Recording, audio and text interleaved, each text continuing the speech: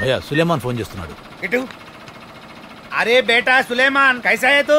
నేను బానే ఉన్నాను, మీరు బాగున్నారా? ఈ రోజు సగం ఖుషీగా ఉన్నాం, రేపు ఫుల్ ఖుషీగా. అదేంటి? ఆ నరసింహనాయుడు గారి తమ్ముడిని రేపు కుమ్మేస్తున్నాం. తొందరపడకండి, నేను వచ్చేదాకా వెయిట్ చేయండి. నై బేటా, ఆల్రెడీ కరీం భాయ్ కి కాంట్రాక్ట్ ఇచ్చేసినాం, రేపు కొట్టడం గ్యారెంటీ. కారాపి కథం చేద్దాం వాడిని. కథం చేస్తే క్రిమినల్ కేసు అవుద్ది. వాళ్ళు మమ్మల్ని కొట్టినట్టు సివిల్ దెబ్బలు కొట్టు చాలు.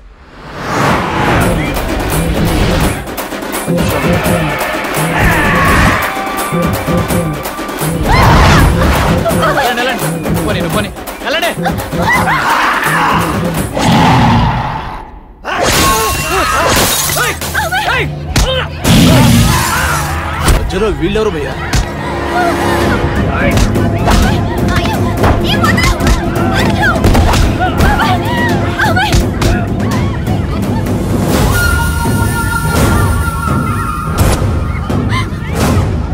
అమ్మో, మనము కొట్టడానికే ట్రై చేస్తున్నాం, వీళ్ళెవరు చంపడానికే ప్లాన్ చేశారు.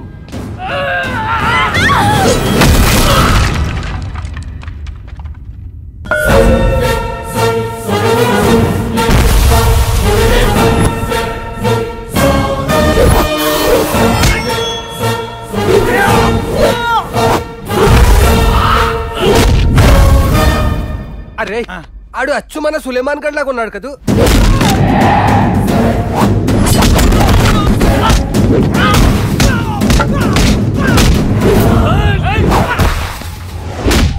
అవును, అచ్చు సులేమాన్ లానే ఉన్నాడు, కానీ వాడు కాదు.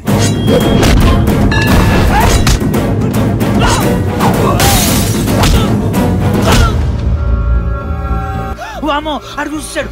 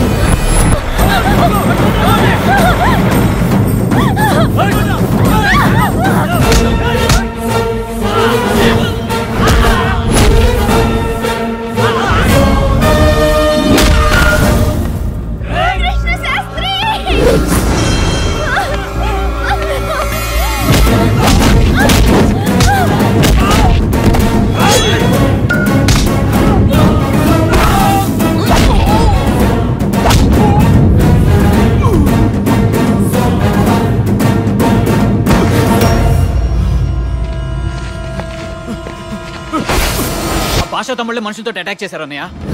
భాషా, నీ ప్రాణం తీస్తాండ్రా.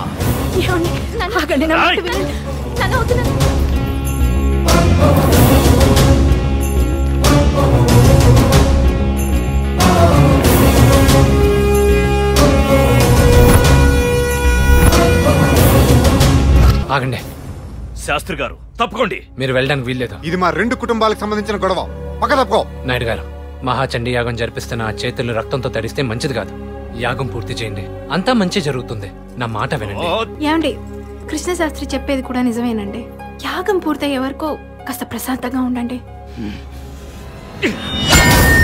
ఆ నరసింహనాయుడు గారి తమ్ముణ్ణి నరికేసి ఆడి కూతుని కిడ్నాప్ చేసి తీసుకొస్తే దాన్ని నా కొడుక్కిచ్చి పెళ్లి చేసి ఈ ఇంటి పని మనిషిని చేద్దాం అనుకున్నా.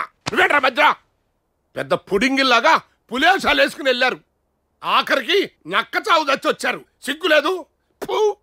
అది కాదయ్యా. అదా ప్లాన్ ఎలా ఫెయిల్ అయిందో చెప్పక్కర్లేదు, వాన్నెలా చంపాలో ఆలోచించండి. అరే, నువ్వు భాషా సరస్వతుల కొడుకు అని తెలిస్తే తుకడాలు కొట్టి చటాకు లెక్కన సేల్ చేస్తాడు ఆ నాయుడు గాడు. అసలు ఇక్కడ ఏం చేయడానికి వచ్చావురా? మీరు సగం ఆస్తి కోసం కోర్టుకెళ్లారు, నేను ఈ మొత్తం ఆస్తి కొట్టేయడానికి ఇంటికి వచ్చా.